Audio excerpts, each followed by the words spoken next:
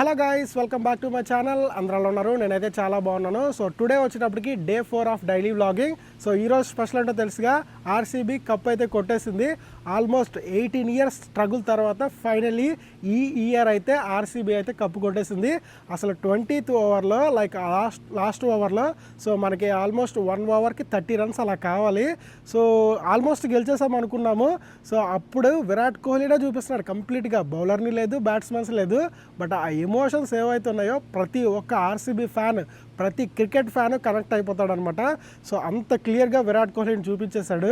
So ప్రతి ఒక్కరి కళ్ళంటే నీళ్ళు అయితే కన్ఫర్మ్గా తిరిగే ఉంటాయి. ఎందుకంటే ఆల్మోస్ట్ 18 ఇయర్స్ ఆ కప్పు కోసం పడిన స్ట్రగుల్ అంతా ఇంత కాదు, ఓకేనా. సో ఆబ్వియస్లీ పంజాబ్కి చాలా హార్ట్ బ్రేక్ అయ్యే ఉంటుంది. బట్ ఏంటంటే తప్పదు, ఒక గేమ్ అన్నాక ఒకరే గెలవాలి కాబట్టి. సో ఫైనల్లీ ఆర్సీబీ అయితే గెలిచేసింది. అండ్ విరాట్ కోహ్లీ ఫ్యాన్స్ అయితే ఫుల్ జోష్లో ఉన్నారు. అండ్ ఆర్సీబీ ఫ్యాన్స్ అయితే మామూలు సంబరాలు కాదనమాట. ఇన్స్టాగ్రామ్లో అయితే దద్దరిల్లిపోతుంది.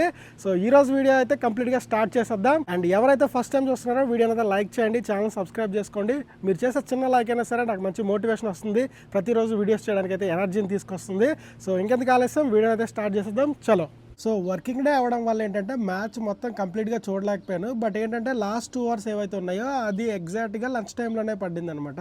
సో ఆ 2 అవర్స్ అయితే చూశాను అసలు కంప్లీట్గా. సో లాస్ట్ 1 ఓవర్కి 31, 32 కొట్టాలి.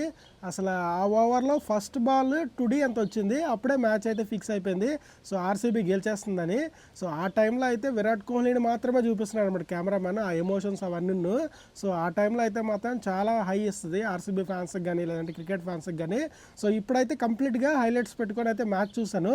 సో 190 స్కోర్ ఏదైతే ఉందో ఫస్ట్ బ్యాటింగ్, సో నాకు తెలిసి అది సరిపోదేమో అనుకున్నా యాక్చువల్లీ, ఓకేనా. ఎందుకంటే మొన్న శ్రేయస్ అయ్యర్ ఆడిన నాకు అంతా ఇంత కాదు.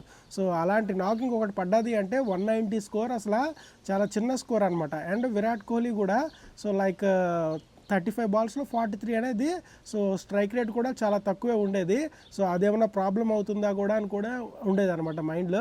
బట్ ఎప్పుడైతే లైక్ చేజింగ్కి వాళ్ళు వచ్చిన తర్వాత సో వికెట్లు వరుసగా పడడం స్టార్ట్ అయినాయో, అండ్ శ్రేయస్ అయ్యర్ వికెట్ ఏదైతే ఉందో సో 2nd బాల్లోనే వికెట్ అయిపోయింది. అండ్ కృణాల్ పాండ్యా బౌలింగ్ అయితే మాత్రం చాలా బాగా వేశాడు. అసలు ఆ 2 వికెట్స్ పడకపోతే మాత్రం వేరే విధంగా ఉండేది సిచ్యువేషను. సో ఇప్పుడు ఓడిపోయింది కూడా లైక్ 6 రన్స్తో ఆడుతున్నాయి, ఓకేనా. ఒకవేళ ఆ 6 రన్స్ ఏదైతే ఉందో ఏదైనా వేరే రకంగా 6 రూపంలో వచ్చేస్తుంటే మాత్రం సో ఆర్సీబీ మళ్ళీ అదే ఛాన్స్ మిస్ అయ్యే ఛాన్స్ అయ్యేది.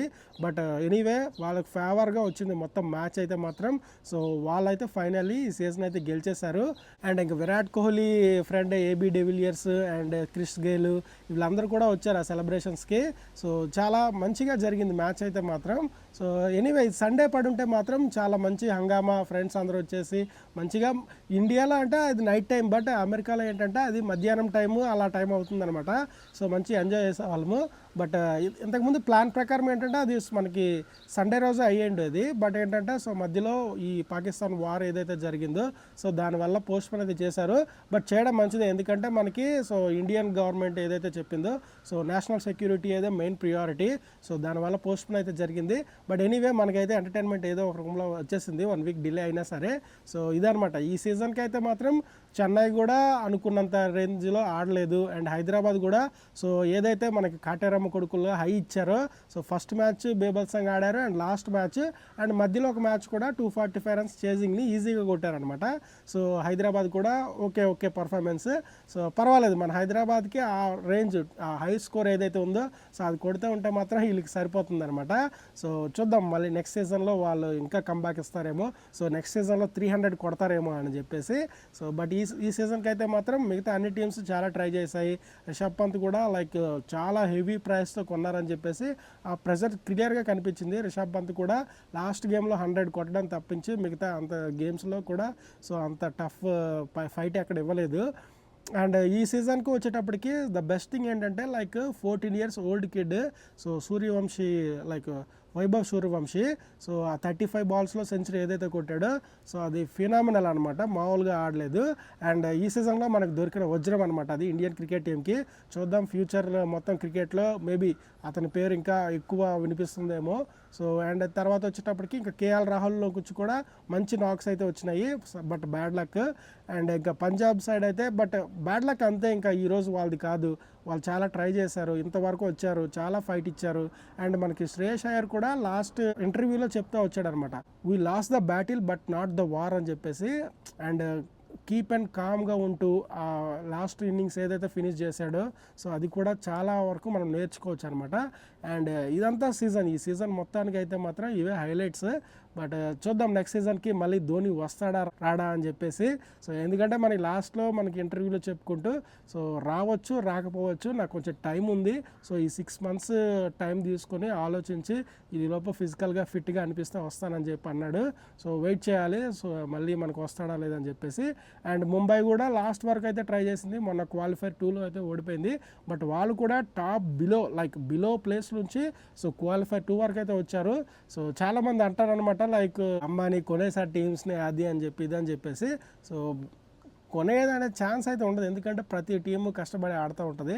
అండ్ ఒకవేళ కొనేగల ఛాన్స్ వస్తే మాత్రం క్వాలిఫైర్ 2లో ఎందుకు ఓడిపోతుంది చెప్పండి, అది కూడా కొనేసి గెలిచేసి ఈరోజు కప్ కూడా వాళ్ళే తీసుకునేవాళ్ళు. సో మోస్ట్లీ అలా జరిగి ఉండే ప్రసక్తే లేదు. బట్ చాలామంది అనుకుంటూ ఉంటారు అనమాట, ఇంకేం చేస్తాం, కమెంట్స్ పెట్టే వాళ్ళ గురించి మనం ఏం చేయలేము. ఇంకా మన హైదరాబాద్లో చూసుకుంటే మాత్రం అభిషేక్ శర్మ సెంచరీ ఏదైతే కొట్టాడో ఇది ఇప్పటికీ మర్చిపోలేము.